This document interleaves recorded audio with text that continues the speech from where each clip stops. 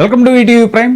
తిరుమల లడ్డూలో వాడిన నెయ్యిలో కల్తీ జరిగింది అనేటువంటి అంశాన్ని గురించి పదే పదే మాట్లాడాలని కూడా బాధేస్తుంది. కానీ తప్పట్లేదు. ఎందుకనంటే ఈ ఇష్యూని ఇంకా పెద్దదిగా చేయదలుచుకోవడానికి అధికార పక్షం ప్రయత్నిస్తూనే ఉంది. మాకు ఈరోజు ఒక వ్యక్తి ఇద్దరు వ్యక్తులు అనేటువంటిది కాదు, ఆ వ్యవస్థలో వస్తున్నటువంటి దాన్ని, ఆ సాంప్రదాయాన్ని, ఆ ప్రభావాన్ని పునరుద్ధరించాలి అనేటువంటిది మాత్రమే మా కన్సర్న్. బోలే బాబాది గతంలో ఇచ్చారు అని మీరు ఏదైతే చెప్తా ఉన్నారో, బోలే బాబా ఏప్రిల్ 2019లో పార్టిసిపేట్ చేశారు. అంటే ఏప్రిల్ 11న ఎన్నికలు ఈ రాష్ట్రానికి ప్రారంభమైనాయి. ఆ తర్వాత అధికారంలోకి వచ్చిన తర్వాత సప్లై చూడాల్సినటువంటిది వారి ప్రభుత్వ హయాంలోనే జరిగింది. కాన్ఫిడెన్షియలీ ఫర్ టెస్టింగ్ ఇట్స్ క్వాలిటీ. కాన్ఫిడెన్షియలీ అనే పదం నేను ఇక్కడ రీట్రేట్ చేస్తాను. The report was received on 16th July and 23rd July. The adulterated cow ghee tankers supplied by the dairy was returned back. Vanaki పంపించేశాం and stopped further supplies from them and show cause notice was issued to them. Confidential report Telugu Desam party office September 19వ తారీఖున 2 నెలల తర్వాత Telugu Desam party office నుంచి release చేస్తారు ఈ గుజరాత్ నుంచి వచ్చిన ఈ ఎన్డీడీబీ రిపోర్ట్. అసలు ఇది ఆల్రెడీ విచారణలో ఉంది. సుప్రీంకోర్టు నియమించినటువంటి స్పెషల్ ఇన్వెస్టిగేషన్ టీమ్ సిబిఐ ఆధ్వర్యంలో ఆ సిట్ తన ఫైనల్ ఛార్జ్ షీట్ ని కోర్టులో సబ్మిట్ చేసింది. సో ఇంకా విచారణ జరగాలి.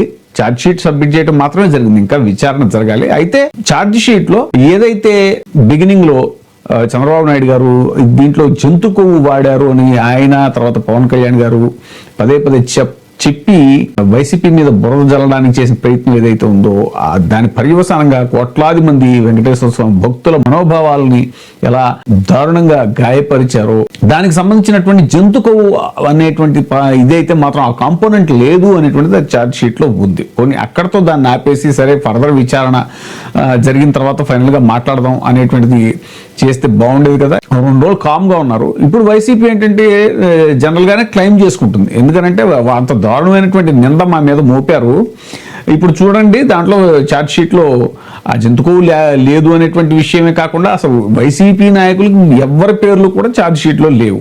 అక్కడ ఎవరైతే ప్రొక్యూర్మెంట్ జిఎం గా పనిచేశారో వాళ్ళ అధికారులు ఎవరైతే ఉన్నారో, ఆ నిర్ణయం తీసి పర్చేజ్ కమిటీలో ఉన్నటువంటి అధికారులు వాళ్ళు ఎవరైతే ఉన్నారో వాళ్ళ మీద మాత్రమే వాళ్ళ పేర్లు మాత్రం ఛార్జ్ షీట్ లో పేర్కోవడం జరిగింది. సో ఈ విషయాన్ని ఇక్కడతో వదిలేసి ఉంటే బాగుండేది. కానీ ఈ పదే పదే వాళ్ళని వాళ్ళు డిఫెండ్ చేసుకోవడానికి అధికార పార్టీలో ఉన్న ముఖ్య నేతలు కానీ, ముఖ్యంగా అధినేతలు ఇద్దరు కూడా, అటు చంద్రబాబు నాయుడు గారు, పవన్ కళ్యాణ్ ఇద్దరు కూడా ఎందుకు ఉంది ఏకంగా పవన్ కళ్యాణ్ గారు అయితే ఒక అడుగు ముందుకేసి స్పెషల్ ఇన్వెస్టిగేషన్ టీం ఏదైతే ఉందో వాళ్ళు భక్తుల మనోభావాలు దెబ్బతింటాయి కాబట్టి వాళ్ళు ఆ విషయాన్ని పేర్కోలేదు. కానీ జంతుకో ఉంది అని ఆయన డిసైడ్ చేస్తున్నారు. అదేంటో అర్థం కాదు. చంద్రబాబు నాయుడు గారు అయితే ఒకంత డిఫెన్స్ లో ఉండి మాట్లాడారు, కొంచెం ఆచితూచి మాట్లాడినట్టుగా. అయినా కూడా ఆయన ఎస్కేప్ అయ్యే ప్రయత్నం చేశారు. ఎన్డీడీబీ రిపోర్ట్ లో ఉంది కాబట్టి నేను మాట్లాడాను అది ఇది అంటాం. మళ్ళీ ఆ తర్వాత మళ్ళీ యథావిధిగా వైసీపీ మీద బురద జల్లే ప్రయత్నం. ఇవన్నీ అసలు ప్రజలకి ఏంటంటే అసలు ఈ అధికార ప్రతిపక్షం మధ్య ఈ విషయంలో జరుగుతున్నటువంటి వాగ్వివాదం చూస్తే అందరూ శ్రీ వైష్ణవులే రొయ్యల బుట్ట మాయమైంది అనేటువంటి సామెత ఏదైతే ఉంటుందో ఆ సామెతలో లాగా అసలు వాళ్ళకి పూర్తి కన్ఫ్యూజన్ అన్నమాట. అసలు ఈ కన్ఫ్యూజన్ క్రియేట్ చేయటమే అధికార పార్టీ యొక్క లక్ష్యం. అది సక్సెస్ఫుల్ గా క్రియేట్ చేశారు. కానీ దాన్ని వైసీపీ కూడా శాయశక్తుల దాన్ని తిప్పికొట్టే ప్రయత్నం కూడా చేస్తుంది. అసలు ఎవరి వాదనలు ఏంటి అనేటువంటిది మనం జాగ్రత్తగా పరిశీలించాలి. కాబట్టి ఇన్నిసార్లు మనం దీని గురించి ప్రస్తావించడం జరుగుతుంది. కానీ వాస్తవానికి ఈ అంశం గురించి పదే పదే అసలు ఈ జంతు కొవ్వు, తిరుమల నెయ్యి కల్తీ అయింది, అసలు ఈ మాటలు వినటానికి చాలా బాధగా ఉంటున్నాయి.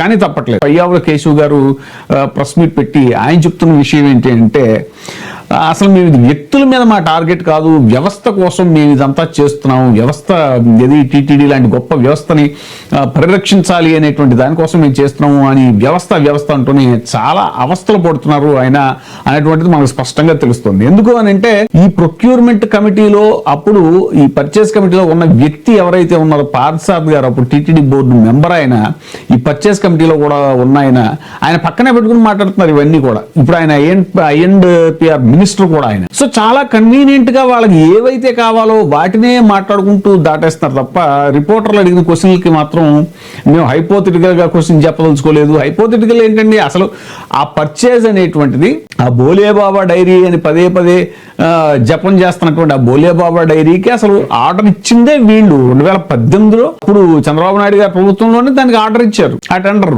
ఈయనేమంటారు, లేదు లేదు అది ఎలక్షన్ల ముందు వచ్చినటువంటి ఆర్డర్, అది అప్పుడు మేము జస్ట్ ఆర్డర్ అయితే ఇచ్చాం కానీ తర్వాత వాళ్ళు సప్లై చేశారు గవర్నమెంట్ వచ్చిన టైంలో కదా అని. అంటే మీరు ఆర్డర్ అంతా ముందే ఇచ్చారు కదా. పార్థసారథి గారు కూడా మాట్లాడుతూ ఆ రోజు నేను పర్చేస్ కమిటీలో ఉన్నా కూడా నాకేమి తెలియదు అన్నట్టు ఆయన మాట్లాడటం, ఆయన కూడా చాలా కన్వీనియంట్ గా 250 కోట్ల స్కామ్ చేశారు వీళ్ళు అని చెప్పడం, నాణ్యత విషయంలో రాజీ పడ్డారని చెప్పడం, ఇవన్నీ మరి ఆ రోజున ఎందుకు చెప్పలేదు ఆయన? గవర్నమెంట్ కొనసాగారు కదా, అంతకాలం కొనసాగిన తర్వాత ఇప్పుడంటే బయటకు వచ్చిన తర్వాత మాట్లాడటం అనేటువంటిది ఎంతవరకు సమంజసం అనేటువంటిది అదొక క్వశ్చన్. జగన్మోహన్ రెడ్డి గారు చాలా క్లియర్ గా చెప్పారు అసలు ఈ బోలేబాబా డైరీకి ఎప్పుడు ఇచ్చారు ఆర్డర్, ఎవరిచ్చారు, ఎలా అది జరిగింది అనేటువంటిది క్లియర్ గా. అసలు ఈయన పవన్ కళ్యాణ్ గారు అంటారు 300-400 రూపాయలకి కేజీ నువ్వుల నూనె రాదు, అలాంటిది ఆవు నెయ్యి వస్తే ఎలా వస్తుంది అని. మరి ఆవు నెయ్యి రాదు అన్నప్పుడు తరతరాలుగా అదే రేటు పెట్టి కదా కొంటున్నారు. చాలా మంది ఏం చెప్తున్నారు, టీటీడీ ఈఓగా చేసినటువంటి మన ఐఏఎస్ సుబ్రహ్మణ్యం గారు, ఎల్వి సుబ్రహ్మణ్యం, ఆయన కూడా ఏమన్నాడు, ఈ తిరుమల దేవస్థానం యొక్క గొప్పతనం ఏంటంటే అక్కడ మనం ఎవరన్నా మనకి ఏదైనా సహాయం కావాలంటే ఎవరైనా సరే ఎంత కాస్ట్లీదైనా కూడా తక్కువకి చేస్తారు, అసలు కొంచెం ఫ్రీగా కూడా చేస్తారు అనేటువంటిది. మరి అలా కూడా ఇచ్చి ఉండొచ్చు కదా. 400 రూపాయలకి నువ్వుల నూనె రాదు అని అంటే ఖచ్చితంగా రాకపోవచ్చు. స్వచ్ఛమైన ఆవు నెయ్యి కావాలంటే 3000 అయి ఉండొచ్చు. కానీ దాతలు ఎవరైతే ఉంటారో కోట్లాది రూపాయలు దానం చేస్తారు, కోట్లాది రూపాయలు ఉండిలో వేస్తారు. అలాంటి వాళ్ళు ప్లాస్టిక్ కలిగి ఉన్న డైరీస్ ఏవైతే ఉన్నాయో వాళ్ళు చేయొచ్చు. స్వామివారి సేవలో భాగంగా 300కి ఇవ్వచ్చు, 400కి ఇవ్వచ్చు, అవసరం 200 కూడా ఇవ్వచ్చు. మరి ఈ లాజిక్ పవన్ కళ్యాణ్ గారు ఎలా మిస్ అవుతారు అనేటువంటి చర్చ కూడా జరుగుతుంది. ఇక భూమన్ కరుణాకర్ రెడ్డి గారు కూడా ఇప్పుడు వీళ్ళు మాట్లాడిన దాని మీద వివరణ ఇస్తూ టెండర్ నిబంధనల్ని సరళం చేశాము కాబట్టి ఈ రకమైనటువంటి కల్తీ జరిగింది అని చంద్రబాబు నాయుడు చెప్తున్నాడు. సరళం చేసింది 21లో కారణం కేంద్ర ప్రభుత్వం స్టార్టప్ కంపెనీలను ఎంకరేజ్ చెయ్యాలా అన్నటువంటి ఆలోచన, కొత్తగా వచ్చినటువంటి కంపెనీలను ఎంకరేజ్ చెయ్యాలా అన్నటువంటి ఆలోచన కేంద్ర ప్రభుత్వంది కనుక కొత్త కంపెనీలకు అవకాశం ఇవ్వాలని ఆనాడు టీటీడీ నిర్ణయం తీసుకున్న మాట వాస్తవమే. కానీ ఆనాడు, అంతకు పూర్వము, ఆ తరువాత ఇప్పుడు కూడా చంద్రబాబు గారి ప్రభుత్వంలో కూడా బట్టర్ ప్రొక్యూర్మెంట్ కు సంబంధించి చేసుకోవచ్చును అన్నటువంటి నిబంధన, పాల ఉత్పత్తి సరిపోనంత ఉంటే బట్టర్ ను కొనుక్కోవచ్చును అని చాలా స్పష్టంగా ఇప్పటికీ కూడా ఆ నిబంధనలు అలాగే ఉన్నాయి. మళ్ళీ నేను చైర్మన్ గా అయిన తరువాత ఎంతో కఠినతరం చేసింది కూడా మా హయాంలోనే. ఈ మొత్తం వ్యవహారంలో ఎక్కడా కూడా సిబిఐ తన నివేదికలో రాజకీయులకు నేరారోపణ చెయ్యనే లేదు అన్నటువంటి విషయం చాలా స్పష్టంగా కోర్టుకు ఇచ్చినటువంటి నివేదికలో తేలిపోయింది. సిబిఐ చెప్పిందంతా కూడా అధికారులు, ఆ డైరీ యజమానులు లాలూచి పడటం ద్వారా ఈ నేరం జరిగింది అని మాత్రమే చెప్పారు.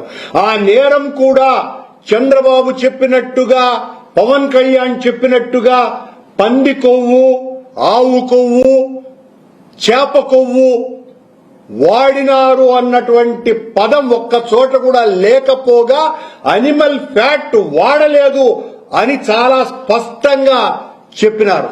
టీడీపీ టైంలోనే లడ్డూలో ఫ్లేవర్ రావడం కోసం ఆ ఫ్లేవర్డ్ ఇవి కలిపారు.